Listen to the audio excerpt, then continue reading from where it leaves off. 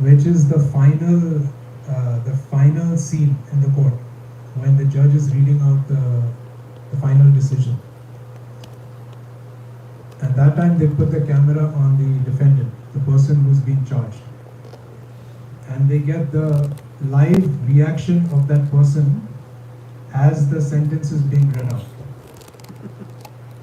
So the judge is saying, that we heard so and so and this, and we have come to the conclusion that you are guilty and we are now charging you with whatever, and they're catching the live reaction of that person, the defendant, as the judge is reading the reaction.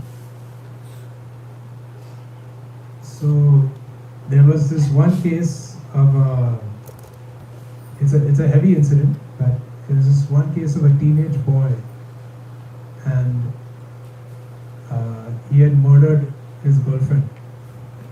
So this was his court proceeding. And he's very young, very, very young. He's just teenager, right? Very young looking boy. And the judge is reading out the sentence. After hours and hours of so much discussion has happened. And when the judge gives the final reading that you are being charged with, I think he got lifetime prison, he actually starts crying. Like this boy becomes emotional. And if you look at his face, he's so young looking. He's so innocent looking. And he's crying as the judge is reading out that now you'll be in jail for the rest of your life. So if you look at him, some people look really criminal. They look scary. But this boy did not look like that at all. Very innocent looking, just like any other regular day-to-day person, like you and me. And he breaks down, he starts crying as this judge reads out the sentence. And just a little before that, there was actually a testimony from his grandmother. His grandmother came. And the judge, the jury, they started asking the grandmother, how is this boy growing up? What was his childhood like? And, she starts crying. She's like, he was a very normal boy. He has brother, sister. He used to come to play at my home. And as she is speaking, the grandmother, again this boy was crying. He gets emotional. He's rocking back in his chair like that, and he starts crying. And his grandmother is saying he's a very nice boy, he's a very normal boy. But he killed someone. He just killed someone. And he starts crying. So where is the problem? He's a very normal looking, innocent looking, just like you and me, very regular person. So what went wrong? And like I said, I was scanning his upper, looked very normal. There is one place where a big problem can arise. Everything looks normal up till here. So what is happening up here is completely invisible. Nobody knows what's going on up there. You may look very normal, you may look anything. You might actually look scary, but you might be perfectly normal up here. And the opposite can also be true. Sometimes people look very gentle, and maybe most times we are gentle. It might be just one moment of time in your life, something up here started spinning and you went with it.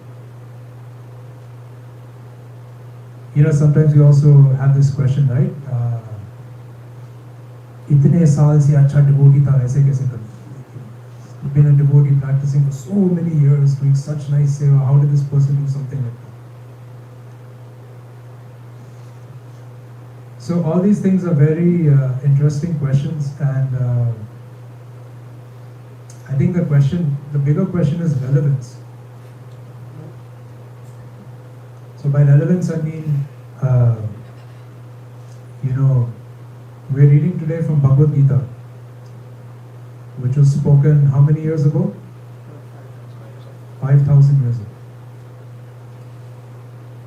Now, just even my generation, whatever I grew up seeing, and the experiences that I had are very different from what my daughter is going to grow up seeing. Right? The world changes so much from just one generation to another generation. I had my first cell phone when I was 27 years old. My daughter is already using a cell phone. She's 7 years old. And she knows how to use the cell phone very well. She unlocks my passport, she goes to some places, then I have to come running and stop her. So just one generation to another, there's so much difference in what experiences we have, the way the world is. Today the world is so different from what it was when I was growing up. The type of culture, the things people talk, the things people discuss. So why am I making this point is because we're reading Bhagavad Gita. It has to be applicable to me today. It has to be applicable to my daughter tomorrow when she's growing up. It has to be applicable for so many generations ahead. Irrespective of where they are, which country they are, whether they're black, white, Indian, American, European. Is this knowledge relevant to everyone? How does it help you? So this is the question I ask myself and I'm still finding the answers. If you thought I was going to give you the answer, I'm going to give you the answer. I have some things that I keep finding and then I keep answering that question. But one fascinating subject that Krishna discusses, that he discussed with Arjuna 5,000 years ago, is about the mind. Krishna spoke about it.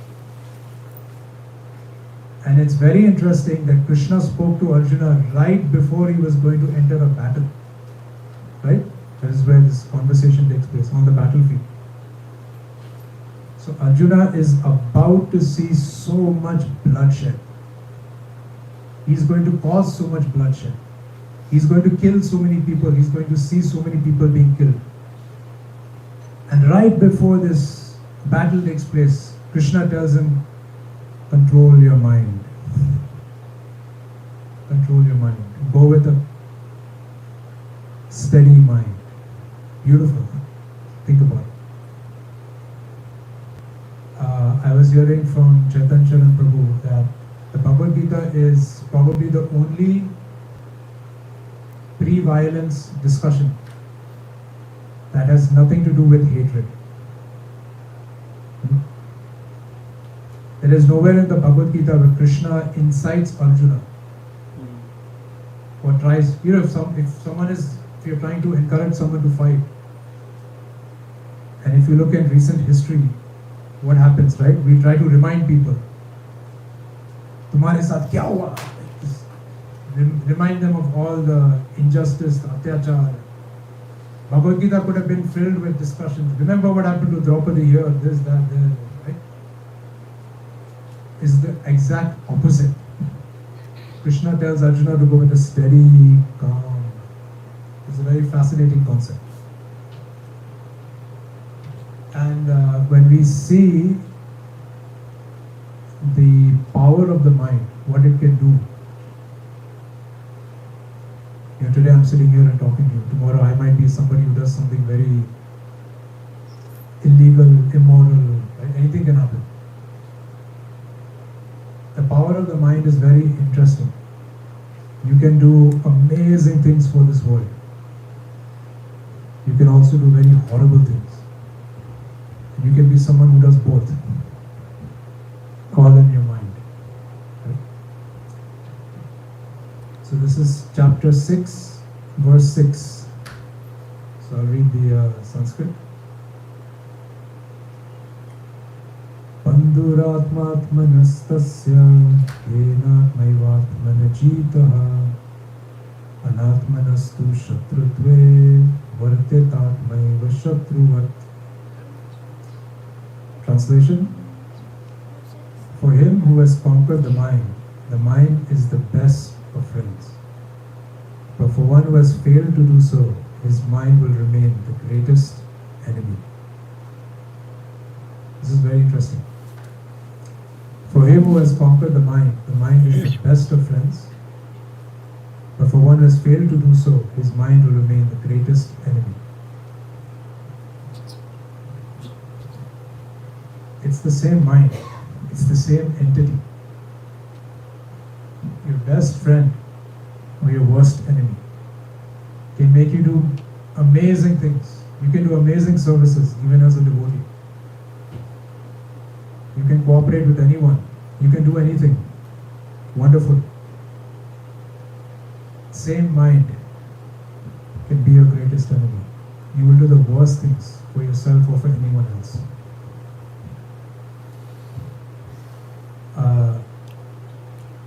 So it's very interesting, how much Krishna talks about the mind. Even in today's corporate world, we have so much on mindfulness. It's a mind management. It's such a big topic. Even in my daughter's class, in kindergarten also, they used to do mindfulness. They used to make her do some yoga and stuff like that. But Krishna spoke about the mind. He spoke about it 5,000 years ago. We already discussed it in detail. How many of us stay with someone, or have someone with us a lot, all the time?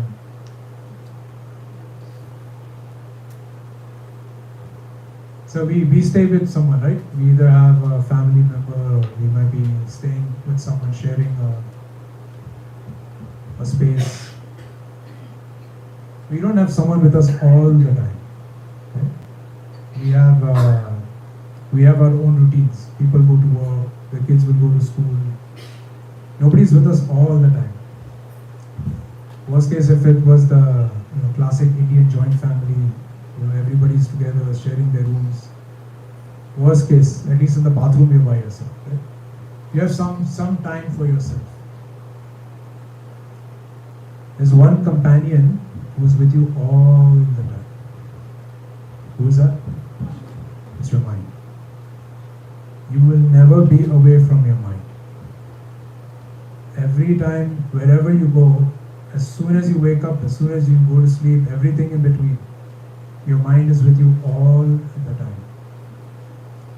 So this is one interesting thing to learn. You have one constant companion, whether you like it or not.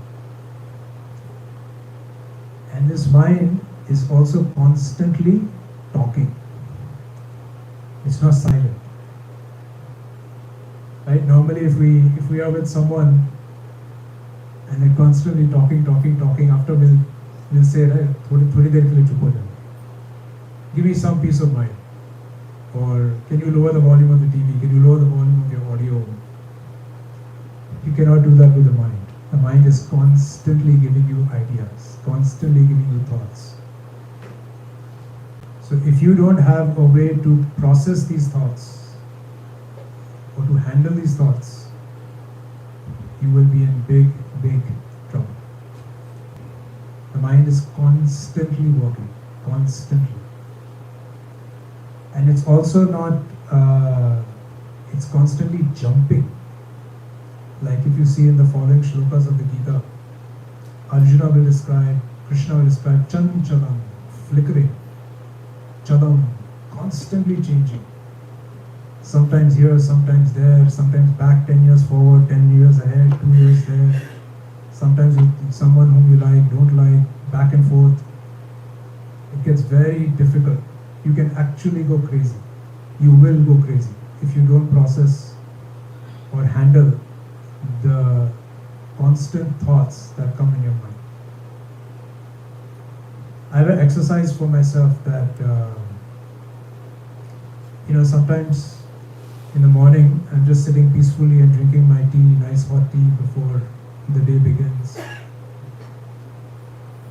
So my wife has gone to work, my daughter has gone to school, I'm just by myself, sitting nicely on the dining table. We have nice big windows, beautiful sunshine comes in. Very relaxing scene, I'm sipping hot tea. Nothing disturbing, nothing bothering. And what I've seen is The mind is still working. You may be very relaxed, sitting very physically very relaxed, but the mind spins. The mind is spinning. So a lot of times I realize that I start thinking about people. Just people I know at work, people I know in the temple, people I know in the building, people I've known in my college, people I've known, from anywhere. I just start thinking about people. Most times the thoughts are negative. Most times the thoughts are negative. If you have to think positive, you actually have to put in effort. I don't know if you have this experience, but it actually takes effort to put in a positive thought. The default setting is negative. You start criticizing, you start thinking negative, you start thinking something or the other. You have to force yourself to think positive. It won't come naturally. That's why people have this practice, right? They will, at night before they go to bed, they'll write a gratitude note. What happened through the day? Let me be grateful about this. You have to put in extra effort to be grateful. It does not come naturally. Naturally, what comes is negative. I was discussing this with one devotee once. I'll share with you. When I come in the temple also, when I come in a big gathering of devotees, anywhere, first 10-15 minutes I'm just trying to fight my mind. The mind is spinning. इसने ये पहना, उसने वो कैसा पहना, इसने ये कैसा है, वो कैसा है, just like one thought after another thought. It's just constantly spinning. You have to fight your mind. To not pass judgment. To just be in a crowd without passing judgment. It takes effort. It takes actual effort. It makes you exhausted. As devotee was like, oh, ants, ants, ants.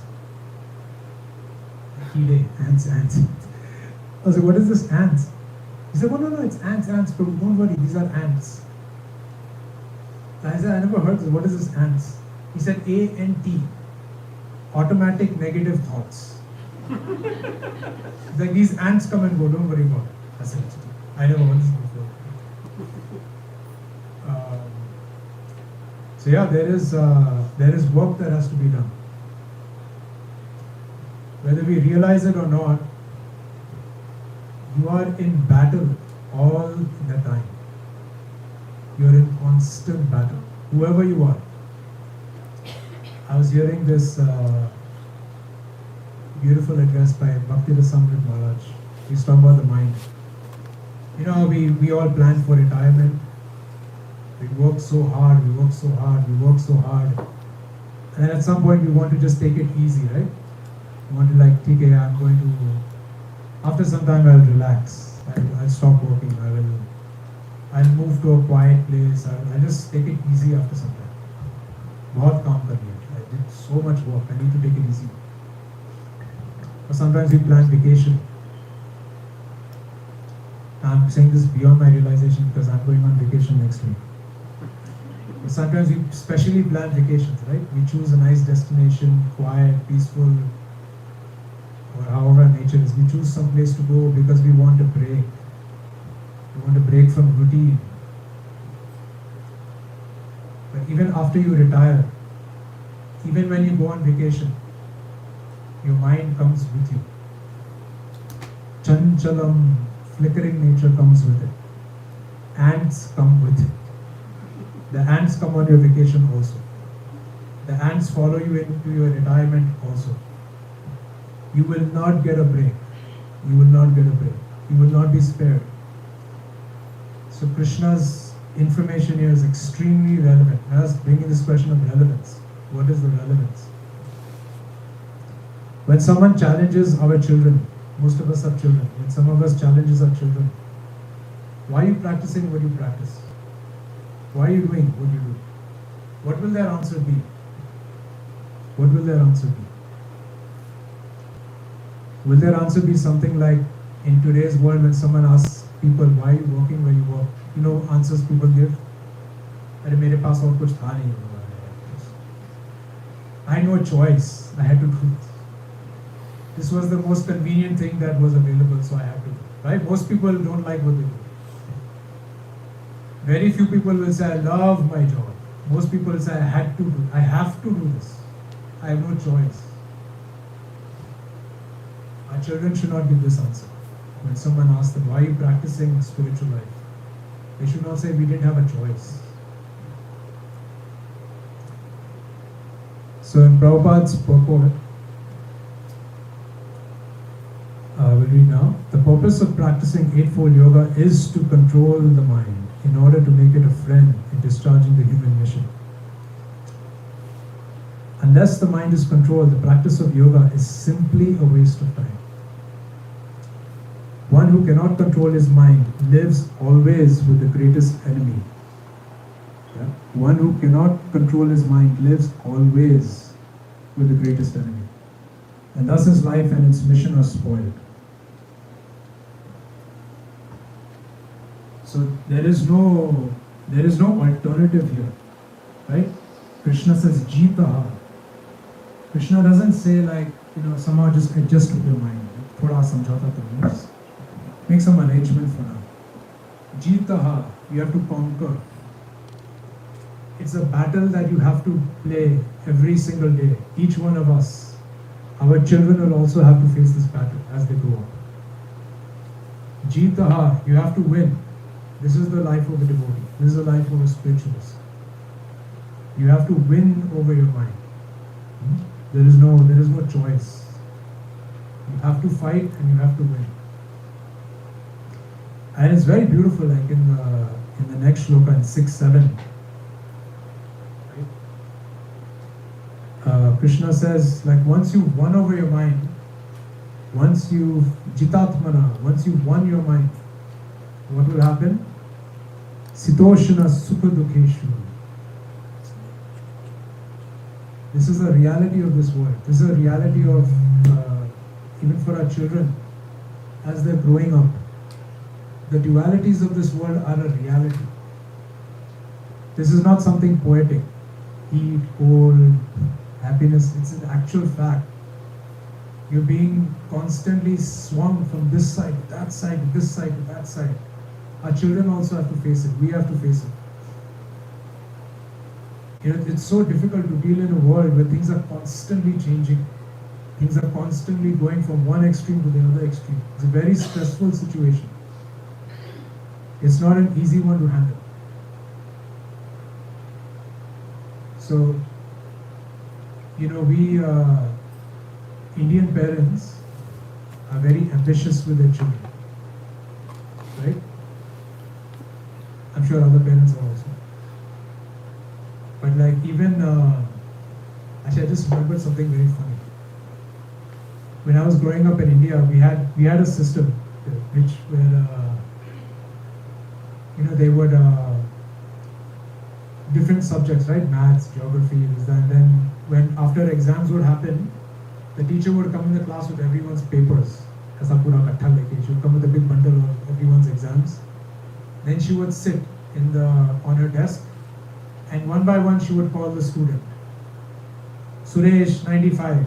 Then Suresh has to come and take his paper. Then Geeta 84. Then Geeta has to come up and take a paper.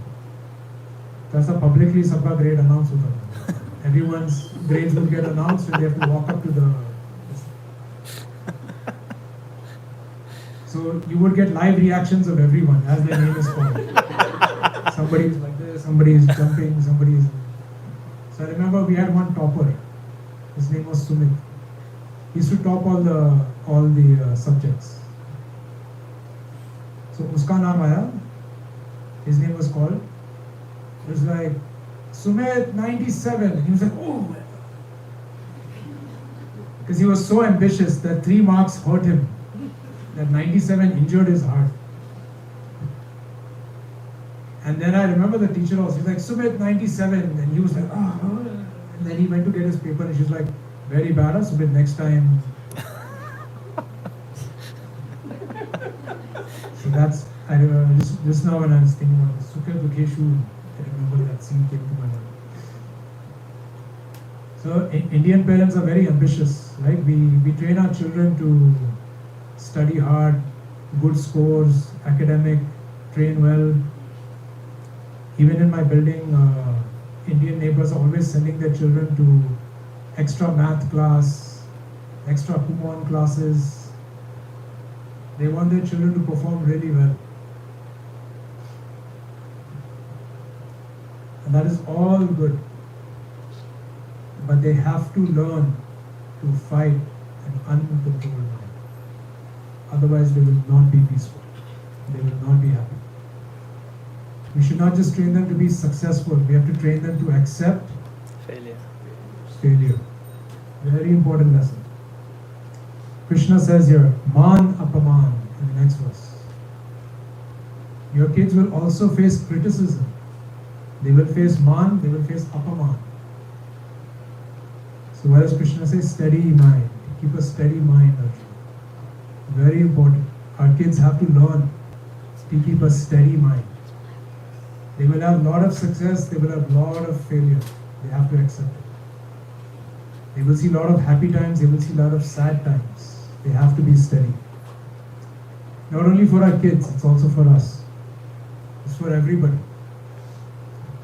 This tool here that Krishna is speaking about of controlling the mind applies to everybody. The dualities of this world are a reality.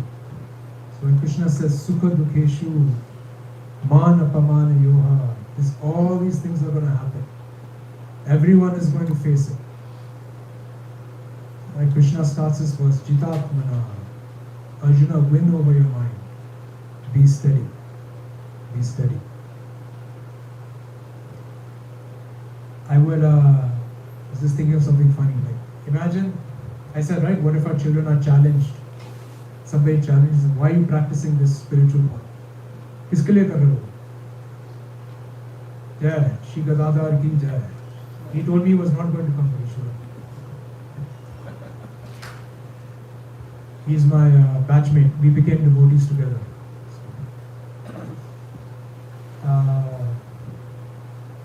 Imagine if someone challenges our children, why are you practicing this? And their answer is that this world is a world of constant battles, failure and success, so many ups and downs, and I want to be steady. And if I control my mind, I will not have negative thoughts even about you. तो वो जो challenge कर रहा है उसका response क्या होगा? The person who is challenging, you will say, please practice this. Please keep it up. Don't stop this practice. So the dualities of this world are a reality. The challenge of the mind is a reality. And they have to fight this battle. Everyone has to fight this battle. And again, very interesting that Krishna spoke about a controlled mind right before a battle is going to take. An actual physical battle is about to take place.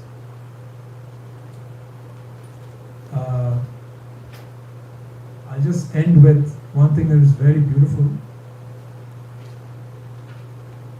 Prabhupada writes here, what happens once you control your mind?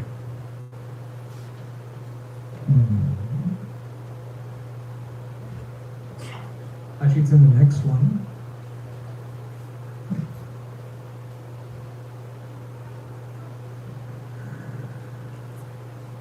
Yeah, I was reading about these dualities, right? This is in the purport for the next verse, 7. The devotee of the Lord is unaffected by the dualities of material existence. Unaffected. Namely, distress and happiness, cold and heat. This state is practical samadhi, or absorption in the Supreme. I'm not able to find it, but somewhere in the purport, Prabhupada actually said, once you control the mind, once you conquer the mind, you will actually hear the voice of the Paramatma. You will actually hear Paramatma. It's so interesting, right? Would we not want to hear what Krishna has to say to us? Krishna has something to say to each and every one of us. As soon as you control the mind, Prabhupada said, you will hear the voice of the Paramatma. You will actually hear Krishna talking to you. Obviously, beyond my stage at present. So we have the last few minutes. I thought I'll stop here. And like I said, we have many senior devotees here. So I'd love to hear if anyone has extra points that they would like to share. If anyone has questions, I'll try to answer. Otherwise, I will pass it on to you. my seniors here and there. Thank you so much. Hare Krishna.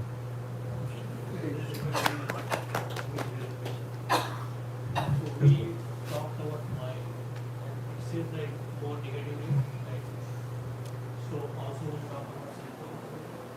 So I think any instrument which human gets, and the duality is there, can use in the right way, can use in the wrong way. Self-knowledge, we still already know when we can learn. I have heard somewhere that a cell phone can do big everything, right? So it is so smart. If the smart gadget is there, you can use in the smart way and use it further. Similarly, your mind, the way I think I heard is you are talking about more of like a it is adverse way. But mind is a faculty given to human, which is also a gadget in a way. So if that is used properly, it is going to do good. And the duality tools, if you use for some certain other things, it is going to do bad.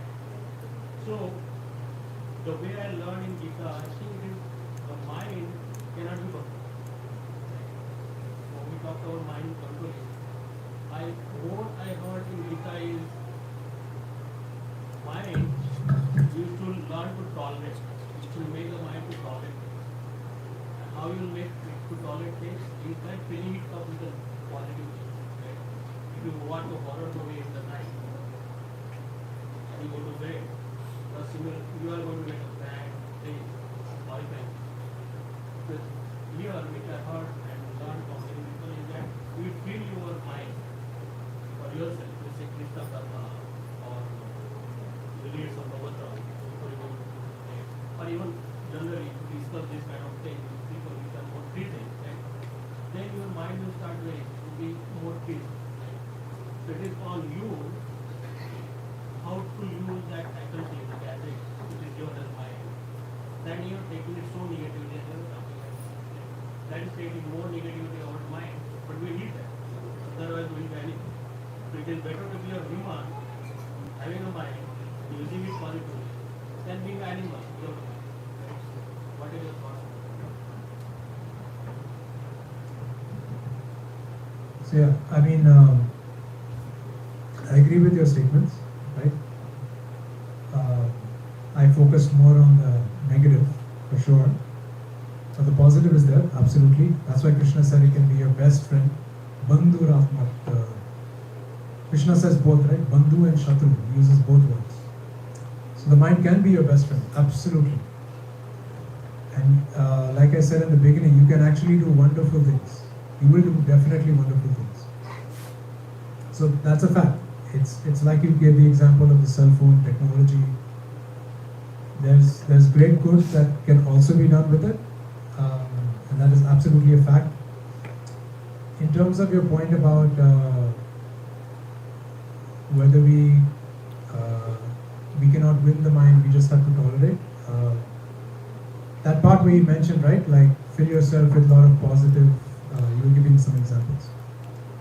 That is the process of conquering the mind. That is part of the process of controlling or winning over the mind.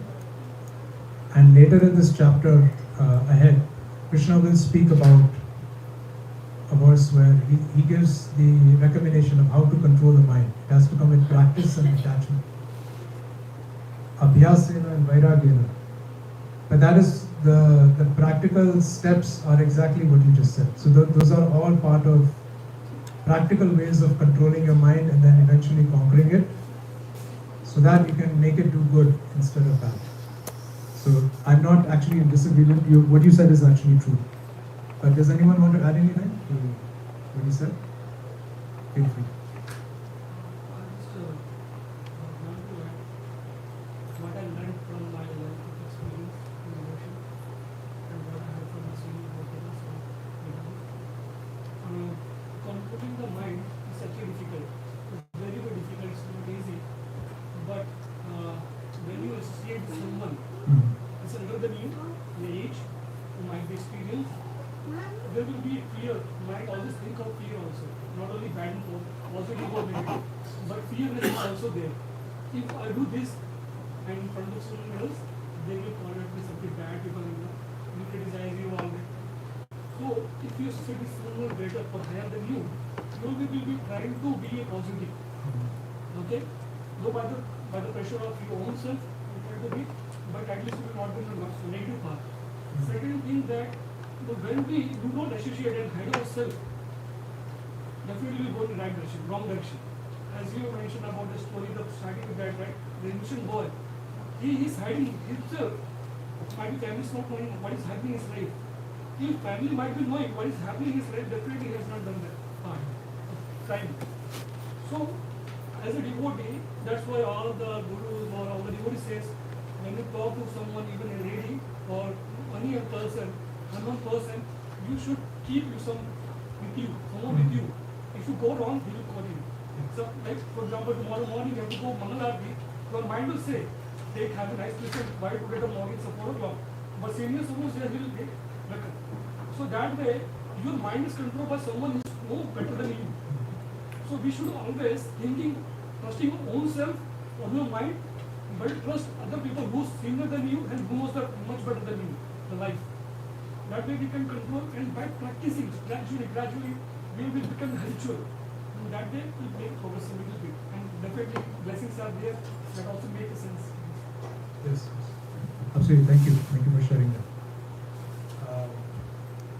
I think the examples you gave are very proper, and they basically make a point of choice, right? You always have to make a choice. Jai Shri Shri Gonitai ki jai, Pinaki ki jai, Ram Sri Lakshmi. It all boils down to choices, right? We have to make a choice. And you also need the strength to make a choice, to make that right choice. That's where all what you were saying, association and so many things comes to it. Thank you.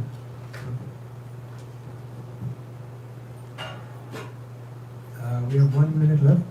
Anyone wants to share anything? Well, I have a question. Since you have a PhD in biology or something like that, so when one person is in coma or when he's in really deep sleep, heavily drugged or something, I'm not a medical doctor. or if he's in like I might know the answer. I might know it. he's in complete anesthesia, like a surgery or something. At that, I know the automatic things are still going. Your heart is beating, your lungs are breathing. I don't know, your liver is processing and that stuff. But is the mind still like active? Like when you're in the same way, like if you're chanting very deeply, or you're in front of your Guru Maharaj, the kirtan is so sweet, the decoration is so beautiful, congregation is so nice. Is it like you're out of your mind? Like some people say you're out of your mind. What do you think? I think subconsciously we're still active. I think the mind is still active. It might not be expressing itself when you're in coma, but from what I think, I'll have to look at. I think the mind is still active. If that was your question. Still active. Yeah.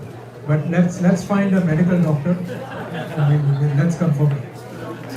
I'm sure the congregation has some. Thank you so much. Hare Krishna.